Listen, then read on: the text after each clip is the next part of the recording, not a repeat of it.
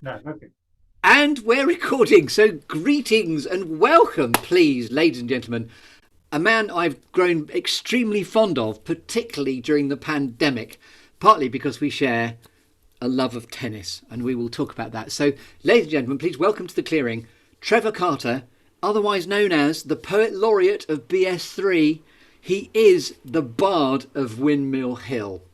You are extremely welcome, sir. Welcome, Thank you Sir very much. Trev. Thank you. So, how's morale? How's the world of Sir Trev today? It's pretty good. It's pretty good. Yeah. Yeah. Lovely. Thank So, you. and what's your story of the moment? I don't. You don't have to sort of regale me with a tale, but what's been going on for you? Ooh, well, to be entirely candid, I'm waiting for a hospital appointment. Okay, awkward. Well, that's depressing. Yes. Okay, and I hope you get that appointment I've soon. been waiting a long time. I talked to a real person a few days ago who said that someone was going to call me today with some information. And someone did call me and said, well, I don't have any information myself, but someone else will call you today with an actual date for this thing which you are going to Okay, be subject to. so you've managed to So speak. yeah, You've managed to speak to an actual person, but the actual person rung you up and said, "I'm not actually the person you actually need to speak to." that's it. You got the gist of it. Yeah, yeah. Lovely. So you are the Bard of Windmill Hill. You're also And the Latin Quarter of St Albans, and the Watty Woo War of the Ware War. and the Latin Quarter of St Albans, the poet laureate of the Latin Quarter of St Albans. Get you and Windmill Hill. So you're straddling two sort of civic boundaries. Yeah, entirely disparate. And just while I'm blowing smoke at you, you were Bristol Storyteller of the Year 2014 But yes, a while ago now. for a story called Meeting Mr. Hogg. Yes, And you had the joy of meeting Mr. Grimes, me, through tennis at Victoria Park Tennis Club. And ever since then, I've grown very fond of you, Trev, and I call you Sir Trev. And in fact, whenever you ring up, I always say, "Greetings, Sir Trev," as you've probably gathered. very touching, very touching. But I'm very happy to have you here. So, welcome to the clearing. So, let's get stuck in that case. So, let's just talk about the lovely metaphors or storytelling archetypes we're going to explore along the way. What is a clearing like for Sir Trevor, the Bard of Windmill Hill? Clearing a place to, I've interpreted as a place um, of clearing my head and moving on from past stuff really that is, yeah, perhaps being a little bit um, inhibiting and less than useful. So I've interpreted it in that way, and my clearing is a geographical clearing. Talk us through it. So, and it's located. There's a kind of small peak in the Lake District. It's called Castle Crag, and Castle Crank, did you say? Castle Crag, Crag, Crag. Crag, and I went there with my sister uh, quite a few years ago now to scatter the ashes of our mother. We thought Okay. we would leave her on the top of a mountain, and because this mountain had a significance for her in that it was a mountain that we climbed uh, as children, myself and my brother and her. Wow, so it's a particular crag in the Lake District where you have returned many, many times, and then that very epic time. I mean, was it when was the last time you went there? Was it the time of scattering your mother's ashes? Yes, I haven't been back there since then. Yeah. And I love the fact that that's like a sort of echolocation point for you to get back to, as a sort of GPS to go back to where your mother's ashes are. Yeah, yes, I haven't returned there, but we thought that it would be a good place to leave her. Yeah, And now you return to the clearing, and how prevalent or present does your mother yes. feel in that location? Oh, I think it'll suit her very well. Because she can look down on Lake Derwentwater, and we one thing we've had in common is we've all loved the Lake District, and my sister lives in the Lake District Yeah. now. has been for some time, and I'm deeply fond of it myself, and visit it most years. Yeah. And a question that's So occurring. that is my clearing. Lovely. And just one other question about that. Yes. Have you? Is that? I have to ask because it's occurred to me. But do you think that might be a place where you too might get scattered? Is it that sort of place where it's that special?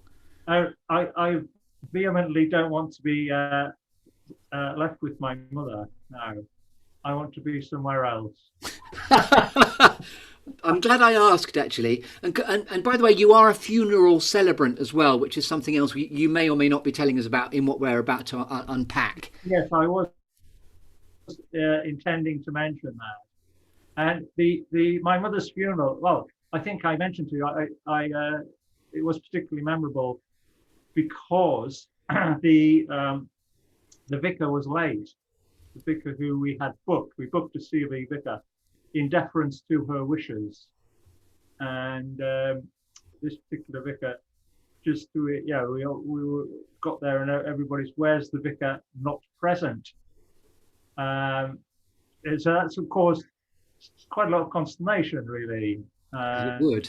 we started without her, and then we just made a start, and then she turned up rather breathlessly and saying, "Oh, there's been some miscommunication," which was a load of bollocks because she just clearly forgotten the time. Yes. And was that the first time you stepped up to the plate as a funeral celebrant to just fill in for time whilst the other celebrant wasn't there? Yes, I guess it was. So, and partly that's what motivated me to become a funeral celebrant. And I wrote something which was quite controversial. Some people thought it was very good. A few people thought it was terrible because it was kind of disrespectful towards my mother.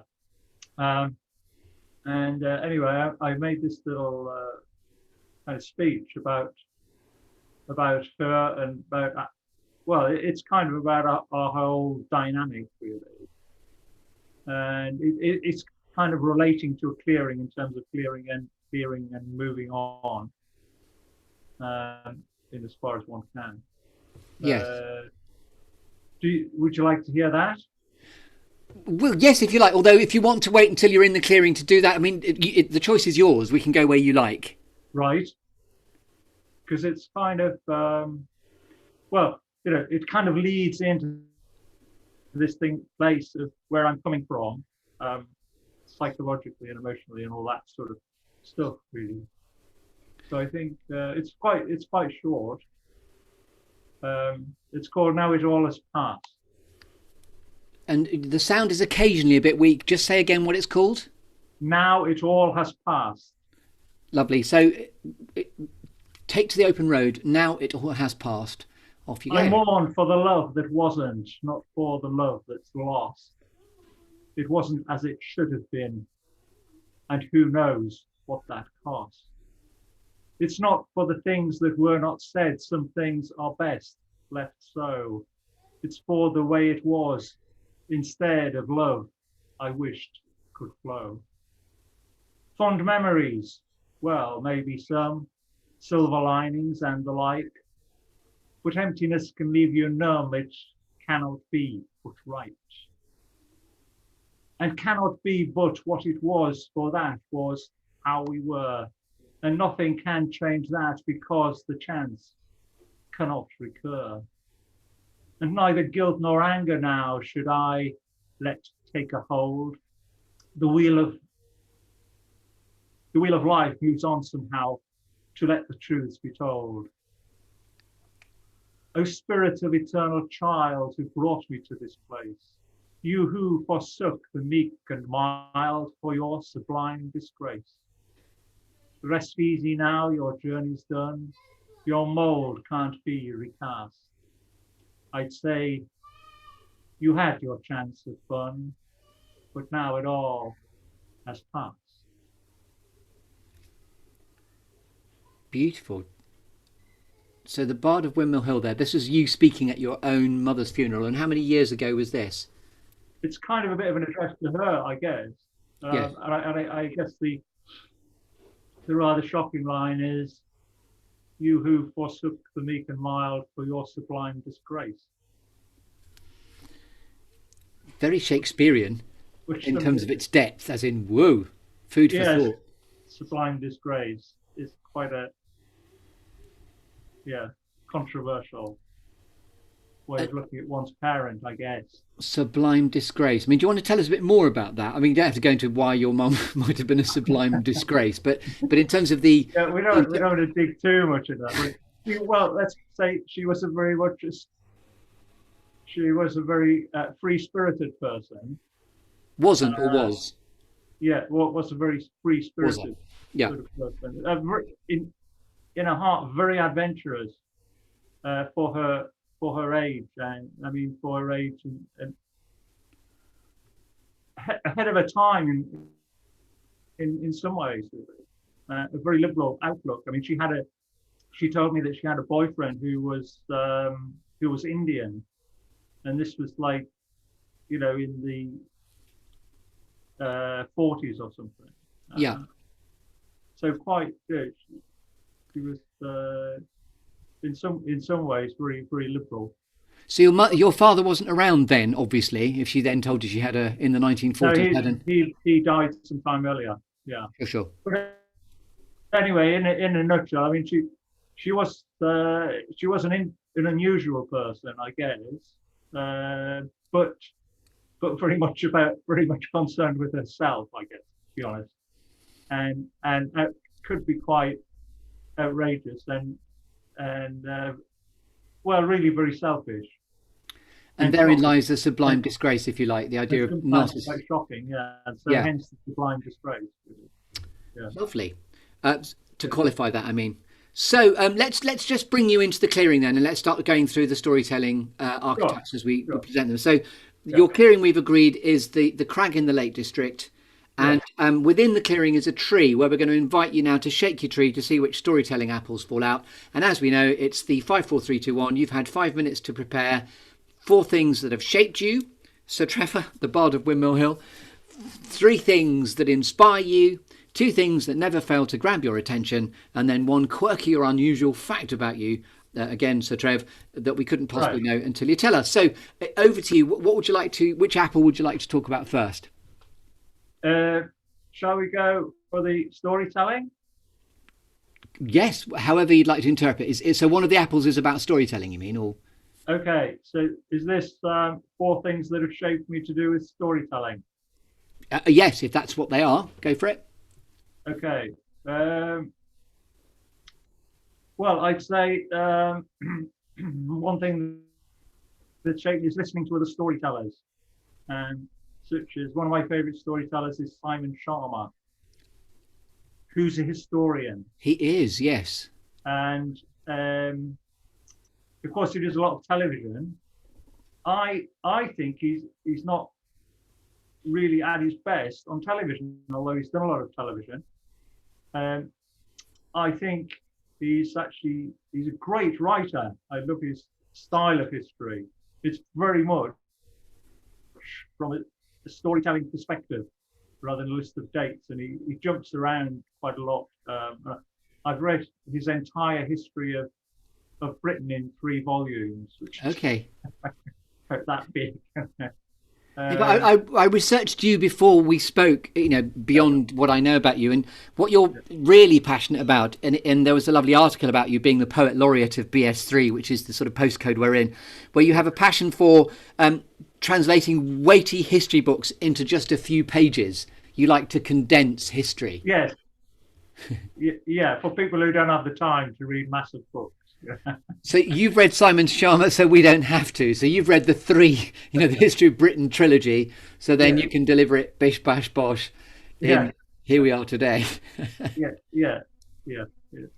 In a very succinct and comprehensible form. Yeah, not the Simon Chalmers isn't good. It's he's a great storyteller. So yeah, other storytellers. But the interesting thing about him, I went to see him once at St George's Hall in Bristol, Yeah. and it was a lunchtime gig. The gig might sound a bit strange in the context of a historian, but it was like a gig. It was like a rock concert.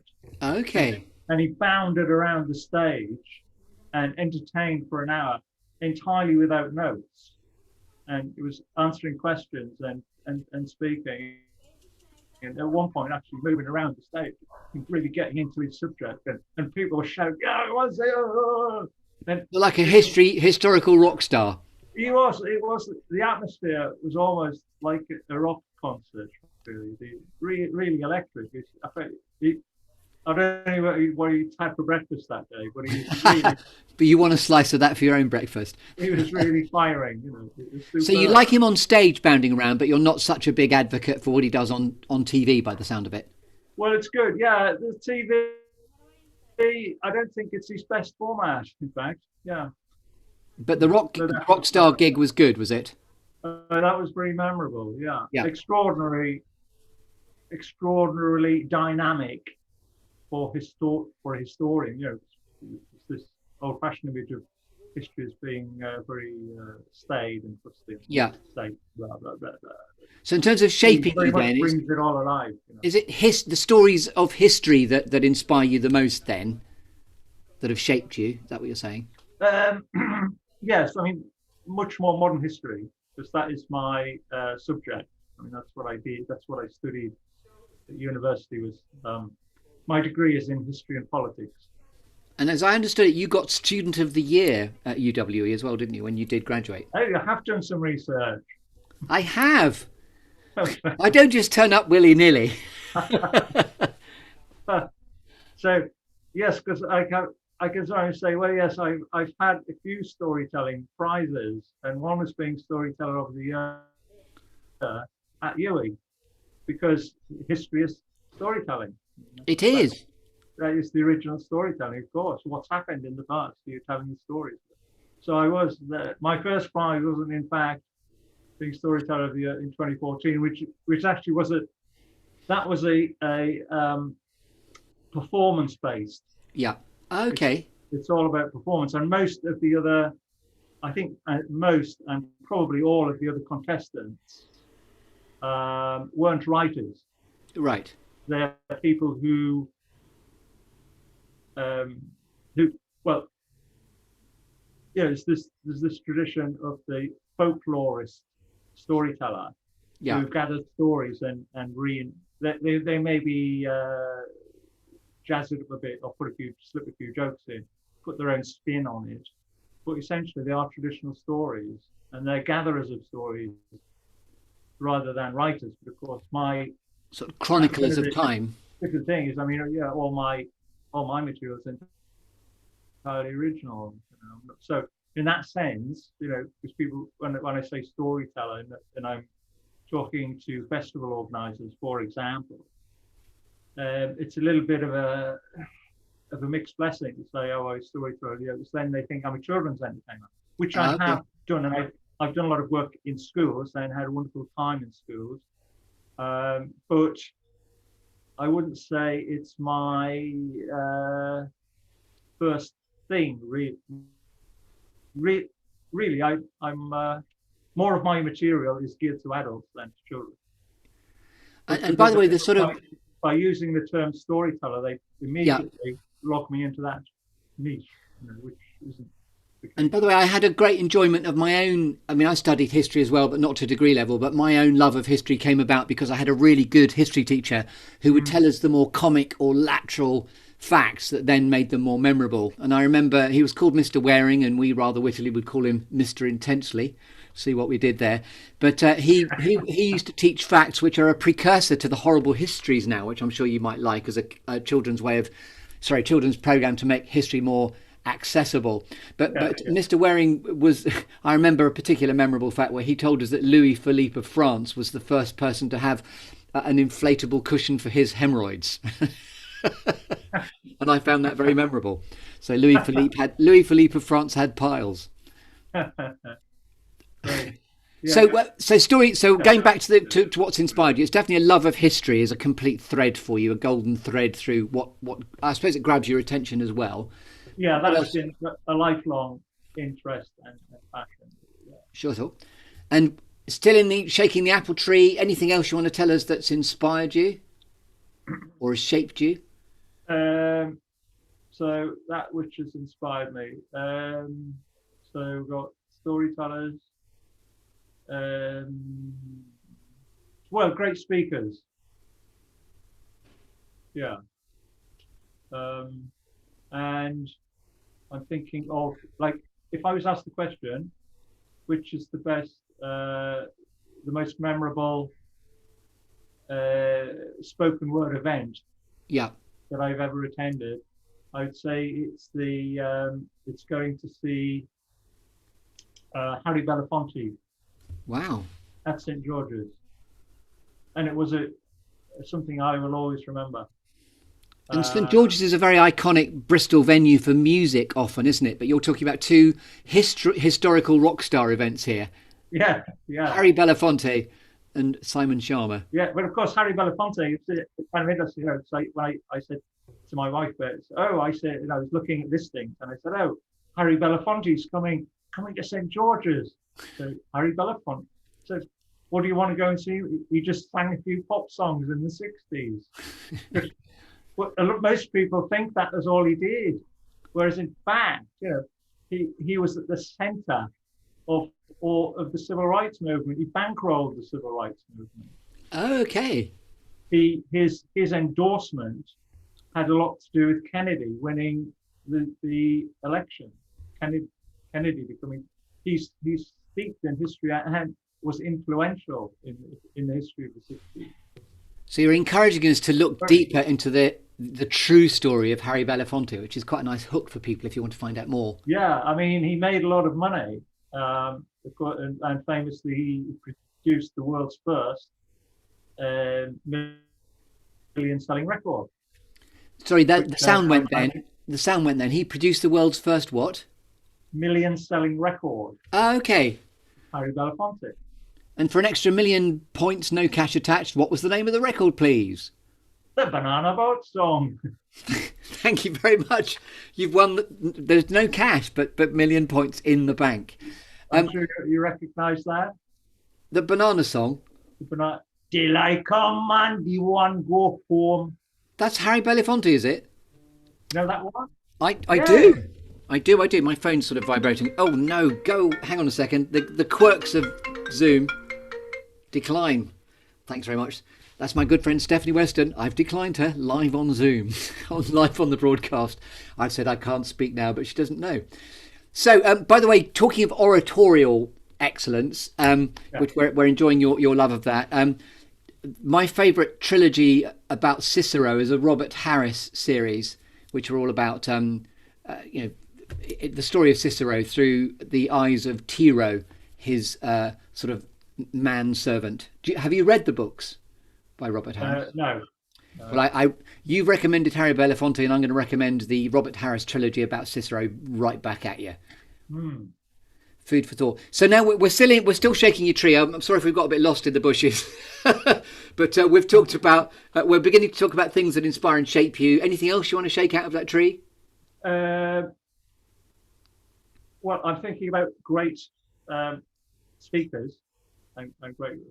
So there's kind of storytellers, but there's also inspiring leaders. And this is. Would you like to hear a short elegy? Oh, yes. Of course. Yes, I like writing elegies. Anyway, this is an elegy for Mandela, who I never got to see, but I'm sure he was a great, inspiring speaker. I was at the live. I was at one of the concerts. Sorry to interrupt you. I saw Nelson Mandela live. I was at the Wembley concert about the freeing of apartheid, and I saw him walk on stage and heard his first utterances, which was just electrifying. Yes, because the world was waiting to find out. Yeah, the world was waiting. When we went to see Harry Belafonte, it was remarkable because everybody stood up and applauded as he came into the hall. So he had a standing ovation when he arrived. And the guy, the Festival Ideas guy, who's interviewing. He's a very good interviewer. And he put the first question to him. Everybody sat down. Here's the first question now. He put this first question, then there was complete silence. You could hear a pin drop, and it went on for so long. I thought, shit, is he still with us? Has he heard what he said? But it did take quite a long time. But when it comes out, it's great.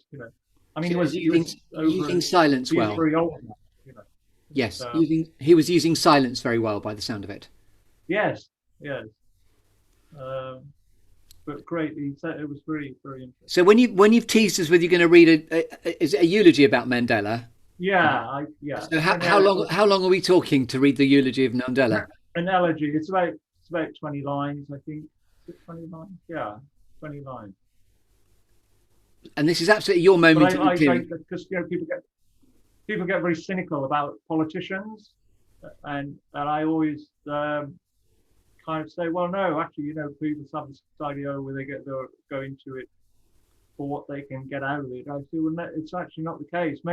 A lot of politics, well, certainly probably in this country, a lot of them could make more money outside of politics, but not everybody goes in it because it's what they can get out. I mean, of course, Mandela is a shining example of that. So you're about to read an elegy to Nelson Mandela. I don't know who Simon Mandela is. So elegy to Nelson Mandela, and who wrote it? Well, it's my elegy too.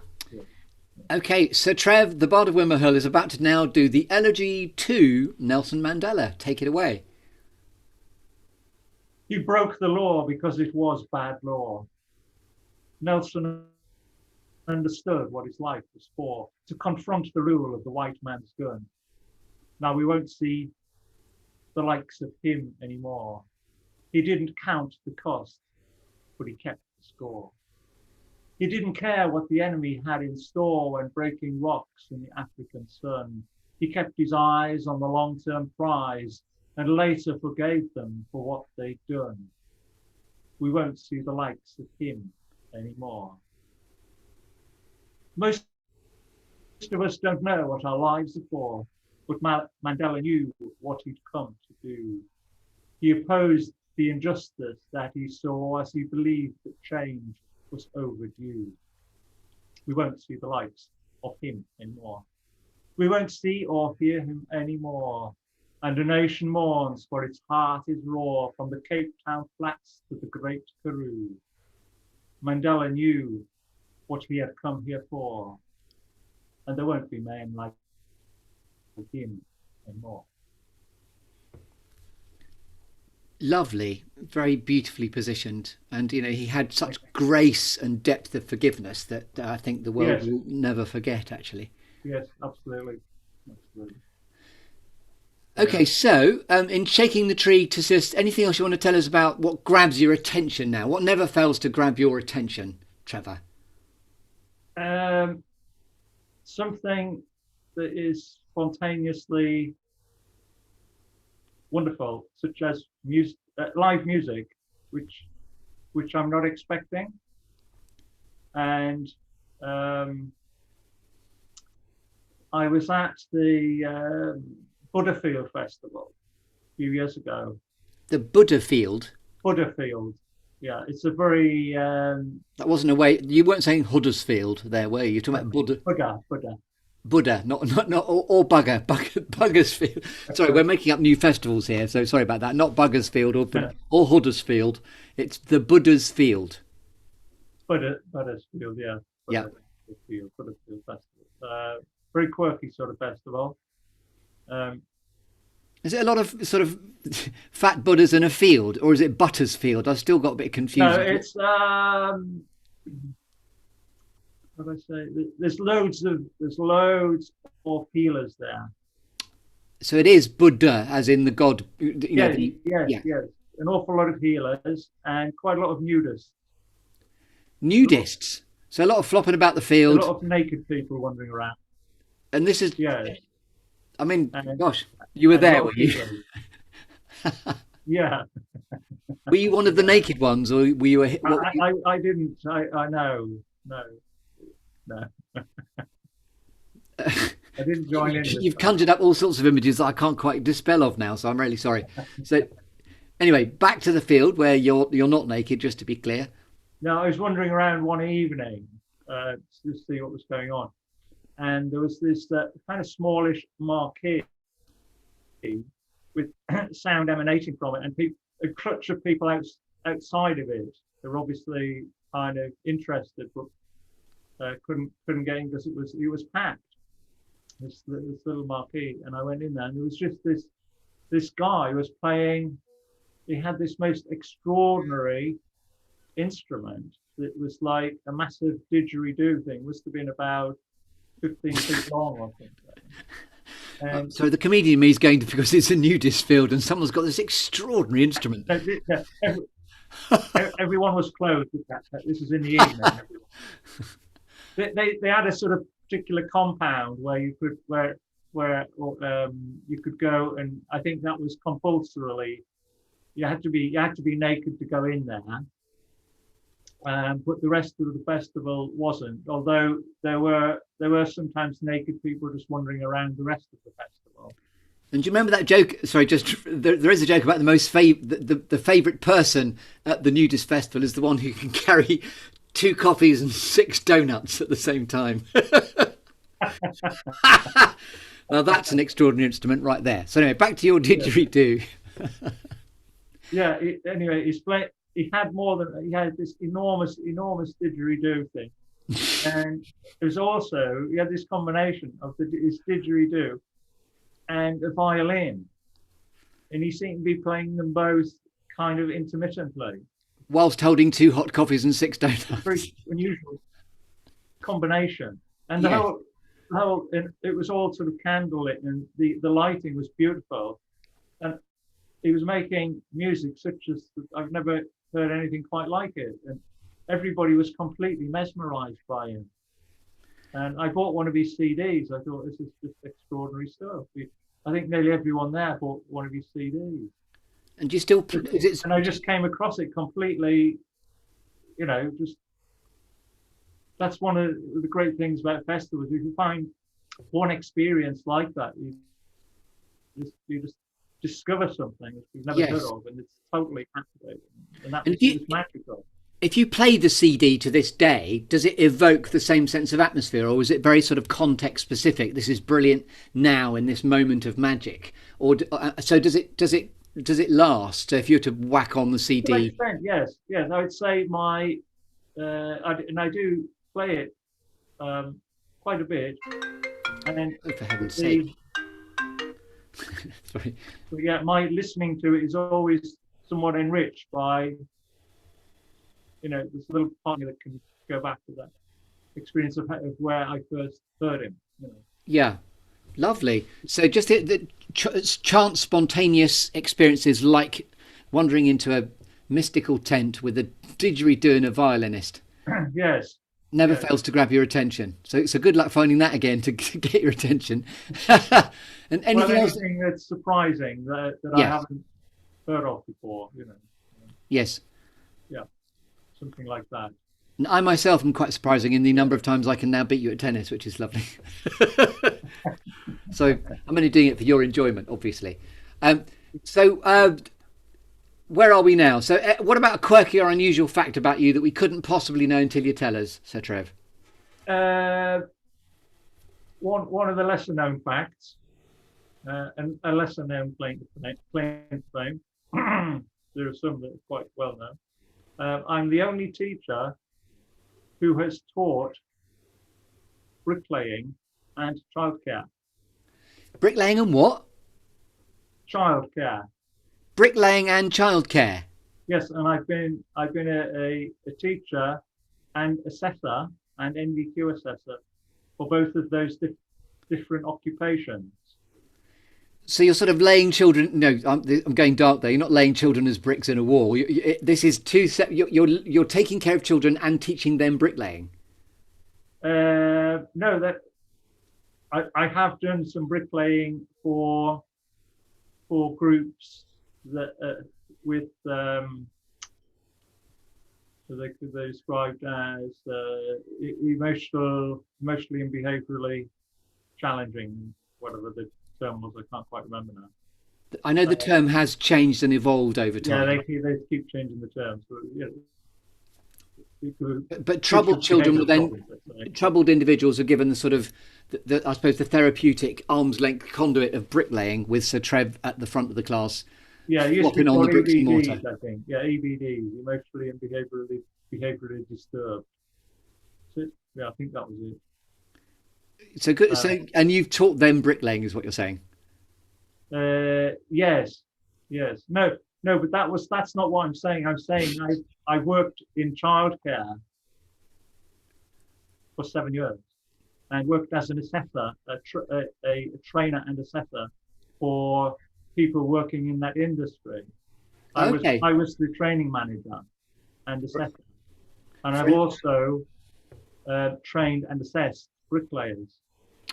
Go you! So you're very fussy about the state of the walls in this country, then states of the walls of the land.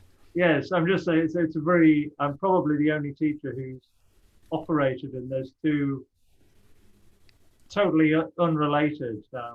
I'll be watching you now to hear you tutting as we walk towards the tennis court. You're tutting at the state of the wall that we've passed, as in that wouldn't have passed. So let's now assume your tree is well and truly shaken, Sir Trev, and we're going to talk about alchemy and gold now in the clearing. So when you are at purpose and in flow, what is it that you most enjoy bringing or doing? Most enjoy bringing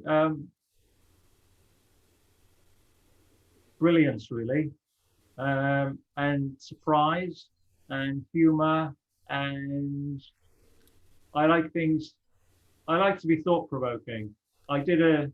One show I overheard someone in the audience say afterwards that there's more food for thought than that I could cope with in that.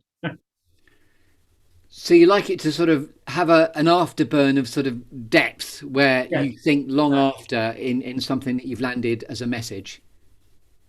Yeah, not just, get a few laughs at the time. You think, yeah, that was kind of fun, but something will, resonate and things to take away.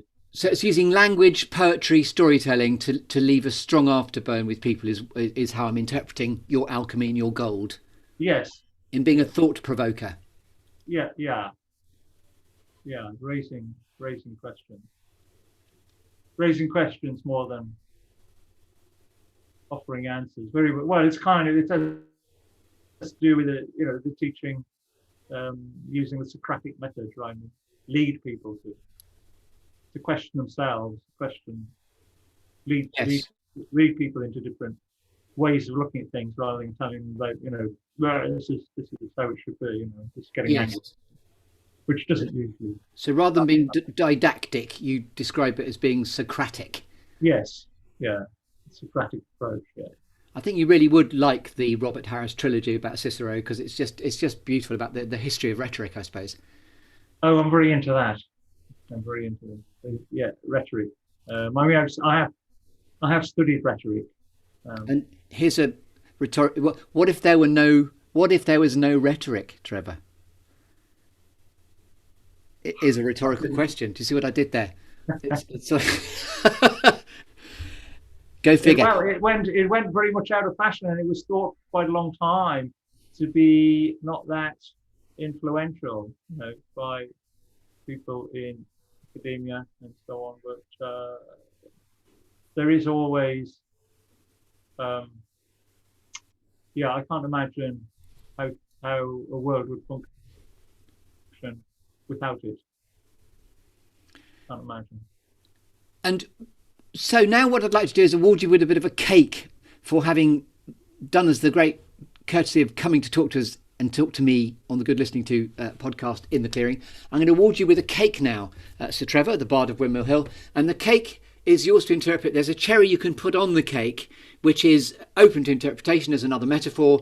It's the best bit of advice that you'd like to impart. It could have been the best advice you've ever been given, or notes to a younger self, or it's open to interpretation. So what would you like? It could be an inspirational quote that you like to. So what would you like to leave us with?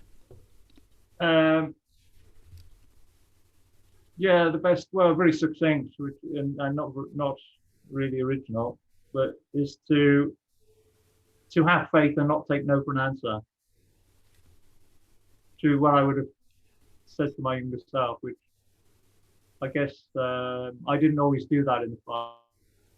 Sometimes I took no for an answer in situations where I didn't have to. If I'd had more confidence when I was younger, I wouldn't have taken no for an answer. So have faith, and do you mean spiritual faith by that, or just have faith in one's own capability and ability? So just talk me through that. So it's have faith and don't take no for an answer. Wherever you can derive some strength from, really. So if you have a religious or spiritual faith from which you can gain strength, then fine. Or really, but ultimately, faith in your own capacities, and that may or may not be reinforced by some religious or spiritual aspect. And there's sort of a bit of self-resource in there as well. It's the emergence of confidence over time, to have faith in one's own capacity. Yeah, it's interesting that not long after I started in teaching, someone asked me whether I could teach confidence. And I was quite thrown by that question. And I think I didn't reply because I didn't know what to say, reply to it. But if someone asked me that now, it's, oh yes, I do teach confidence. I have taught confidence. Yeah, I find that I relate to that very strongly, because I too am often asked to help nudge people towards greater self-advocacy or confidence. And I get into it by getting people to have a mindset of I am Spartacus as opposed to am I Spartacus? Do you mind if I'm Spartacus? It's just this idea of self-advocacy. I am enough and I give myself permission. Yes. So anything else you'd like to leave us with, Sir Trev? Well, it's been very nice having this conversation, Chris. It has. And where can we find out more about you on the interweb? Well, there's stuff on my website. And what is the website? Windmillbard.co.uk. Windmill Bard. And by the way, you're so called the Bard of Windmill Hill because there's an area in Bristol called Windmill Hill, and you are the self-styled Bard of Windmill Hill. Yes. And when do we normally get to whip out the Bard of Windmill Hill? What's the arena in which you generally perform? Well, I do a lot of festivals during the summer generally. Of course, everything's on hold, so I haven't got. In fact, I have got one show scheduled for next month. I haven't got around to contacting. I'm imagining it's been cancelled. And there are various festivals that are all saying, well, just come back next year, really. But in Bristol, I've done. We had a show scheduled for the Alma Tavern. I've done shows there. And that's a venue where Instant Wit, my company, perform as well. Yeah. Yeah. So, but whether that's going to happen, it's probably very doubtful. Yeah. Whether it is, but I've done Christmas shows there for a few years. But the main website then to find out more about you is the Windmill Bard. Is it the Windmill Bard? So just give us a real clear. Well, if you Google Bard of Windmill Hill, the website should come up anyway. So Google the Bard of Windmill Hill and up pops Sir Trevor. Windmillbard.co.uk. And by the way, you've been absolutely, if I may just blow a bit of smoke at you, you've been the complete saviour of my pandemic, in that me and my son Stan, as you well know, have got very, very obsessed with tennis. And you've been one of the main people that I've been having the great joy of, if you'll pardon this particular expression, twonking my balls across the net. And over time, beginning to beat you a bit more often than you've beaten me, if I may say so. Yeah, that is true. But anyway, thank you for talking to me on the Good Listening To podcast. I've been Chris Grimes, and this has been Sir Trevor Carter, the Bard of Windmill Hill. Thank you very much indeed, and good night.